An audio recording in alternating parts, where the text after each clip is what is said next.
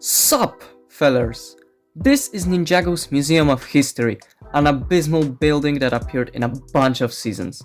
And this is LEGO, our favorite company. Now, LEGO actually made this abysmal museum as a set. Now you are probably confused. The title is alluding to that I made a mock of this building, but LEGO version looks 100% show accurate. Why would anyone want to make a mock of this building? I thought the same, but after the further investigation I realized that is not the same color. In the show, it was tan instead of red. So I made this gargantuan mock made out of roughly 10,000 bricks made on 64 by 64 studs wide area, and stairs are going beyond that frame. Without the further ado, let's get a closer look. This is an abysmal mock, so I will spare you the showcase of normal minifigures that are included and only show custom made ones. First we have Dr. Sanders. I made a custom of him a while ago, but the LEGO version is superior in most of aspects, except it lacks a mustache.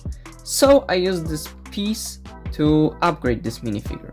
I also gave him this custom stickered piece of a museum flyer. Next we have a museum owner purist custom. Night Watchman with a cape that is supposed to be a blanket that he had in the 5th season, and the last one is a policeman from Child's Play episode. The outside of a museum has earlier mentioned stairs and 2 doors to go inside, but before we will see the insides, I want to showcase everything that is outside of the main building. Here we have dark red banners and this cool detailing all around the mock.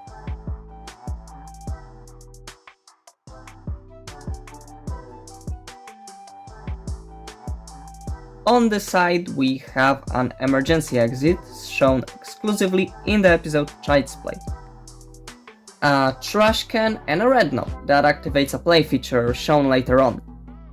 On the roof we have a gigantic round half cylinder. It looks amazing and show accurate.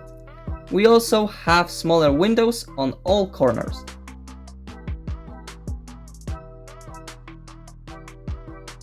I used a bunch of 2x2 jumper plates for someone special. I built a Grundle Sidebuild, the monster that Garmadon resurrected by using a mega weapon. It has posable legs, arms and a spiky tail. I used this illegal technique on his feet to make it possible for our creature to stand on previously shown 2x2 jumper plates. Basically, we just need to use 1x2 bricks with holes and hide it well enough. Now he can menacingly stare at the museum visitors from the roof. Grundle has sharp claws with possibility of catching children that were not supposed to be concrete ninjas. If you know me well, then you know how much I like adding play features to my mocks. And our Grundle has one of his own. Basically, if you rotate this ball piece, both of his arms are starting to move in opposite directions. Pretty cool addition in my opinion. He also has a ton of spikes all over his body. Sharp teeth, openable jaw, movable head. Those whiskers on the side and eyes made by using 1x1 round tiles with a rare satin trans light blue color. They look amazing. It is such a small but amazing detail. But enough about the Grundle, we have the whole museum to see. Inside we have the lobby area, with a huge skeleton of our Grundle. This is a little unstable, but the limbs are posable and jaw is openable. It looks very similar to its living version. We also have here a sword display, a bench and some columns. This mock is the first one in which I actually tiled all of the floors. The design in the lobby looks amazing, and it is reused in some other rooms we will be seeing later. In this room we also have 3 doors, one in the middle, one in the right and one in the left. The first doors we will go through are the ones on the left. Here we have a corridor with a tiled carpet that is going straight to this room. In this room we have a storage room shown in the first episode of Possession. Inside we have a bookshelf, a Master Chen painting sticker, some sort of a shelf storing some items and documents, and the box. Inside of this box, just like in the show, we have an allied armor of Azure. represented as a 1x1 tile with a custom sticker. If you put a neck bracket piece on a Night Watchman minifigure, it looks like he's wearing it. Even though it's not size accurate, I made it that size in order for the piece itself to fit inside the box. On the other side of the room we have some boxes, a hammer that Moreau tried to use to attack Lloyd while possessing the Watchman, and this axe display. Also, we have here this odd looking golden statue of a serpent. I didn't want to paint Slifra's head gold, so I had to improvise. I used a gold chain as a tail to be able to catch Lloyd with it. Now this is the time to see what is at the right side from the lobby area. Here we have a corridor with a bit more detail. We have stairs going down and to the side exit, and we have this 1x2 lime tile, representing a great devourer's venom that was there in the second season of Ninjago. And we have two rooms we can go to. First one is the room with an endless pit. Here we have a few columns, those custom stickered banners, and two buckets with whatever Lloyd needs to make a trap. Thanks to the shape of this building and a placement of this room, there is an empty space here, perfect for placing a trigger for the play feature. Basically, if you move this column, you can close or open the pit, trapping anyone who was standing there. Speaking of things standing in that particular place, I modified the Stone Army Giant. It is very similar to the one Lego made, but with upgrades. First of all, I made his horns smaller, in order to at least act like he fits inside the building. The helmet is smoother on the top and has those white fangs that were black in the Lego version. His legs are using the same tricks that the Grundle used, with its having bricks with holes on the feet in order to let him be able to stand on jumper plates.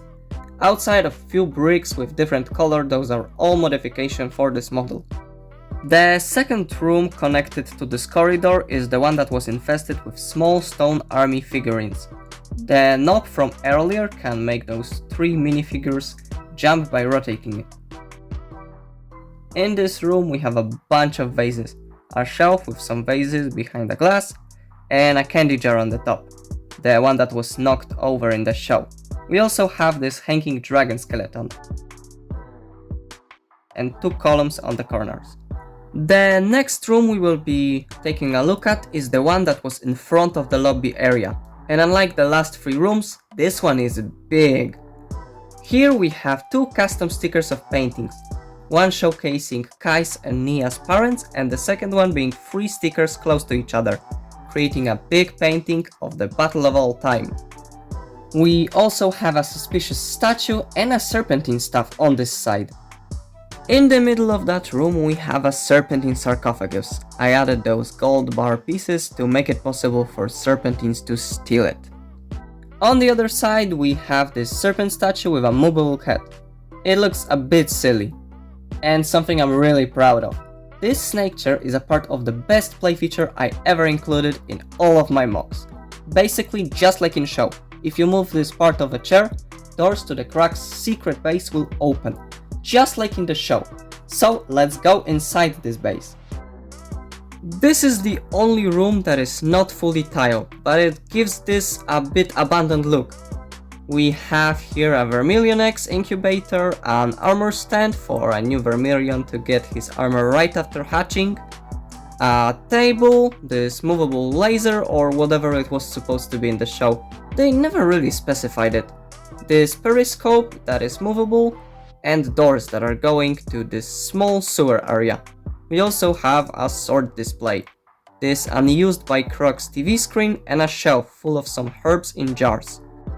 If we will go back from the secret Crook's lair and go through those doors, we have another corridor. But there are 2 ways to go into the next room. We either can open the doors and walk that way, or move this part of a wall to simulate the Day of the Departed scene in which General Kozu and Dareth went to this room that way. Here we have a storage room, with few boxes and much needed Helmet of Shadows. Dareth sure needed that one to be included. We also have here this custom sticker of a map of Ninjago and a shelf. Next rooms are two corridors with vases on both sides. We can recreate the scene in which Misako was hiding behind vases while our giant stone warrior was demolishing them one by one. And the room in the middle is the room with stairs to the second floor, with a pretty cool railing.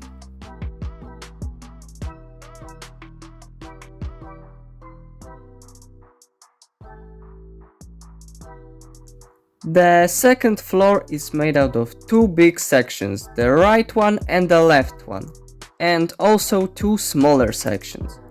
We will start from the bigger left one. Here we have a room that was only mentioned in the show, the Hall of Sidekicks. Here we have Sidekicks statue on pedestals for our main villains to revive. Second room in this section is a Hall of Villainy. Here we have a swords display and those pedestals with their departed villains. We have here Samukai, General Kozu, Cryptor, Chen on his chair. I used those cheese pieces with silver dots to represent buttons. Overall the chair is a bit short, but it was important for it to fit in this room. We also have Moro and Pytor. This room also has those columns and a stand with a custom sticker showcasing moon phases. The last room on this side is a small room with a display of Youngblade. And two custom stickers of Young's portrait, merging into one big picture. Also, you can go into this room by opening a window. As a matter of fact, all of those windows are openable. And in this room we also have those barriers. There is also a standalone small section right here. It just includes barriers and empty free studs white space. If we would merge two floors together, it would be right on top of an entrance. Now let's go to the right section. Here we have a long corridor and doors. This section is not really canon to the show.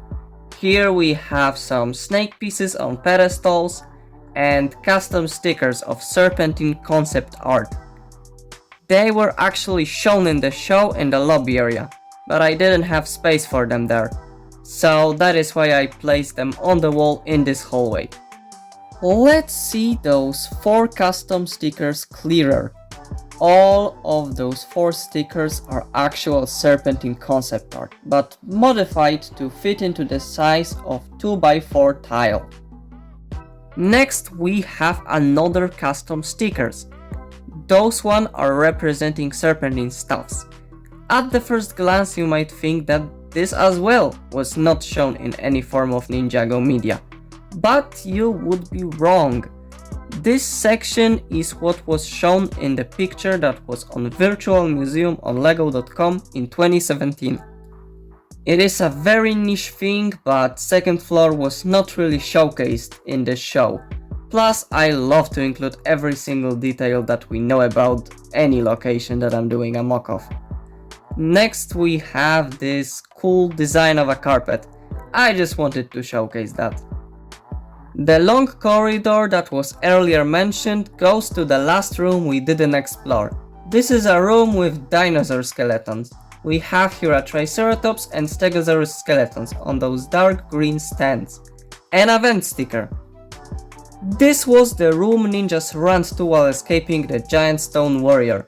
And just like in the show, we can make some bones fall. The dome has a skeleton on the ceiling, and we can make the ribs fall down by pulling this pin. Unfortunately, in order to use this play feature you need to cover the room, but at least we can help ninjas and have one more play feature on this mock.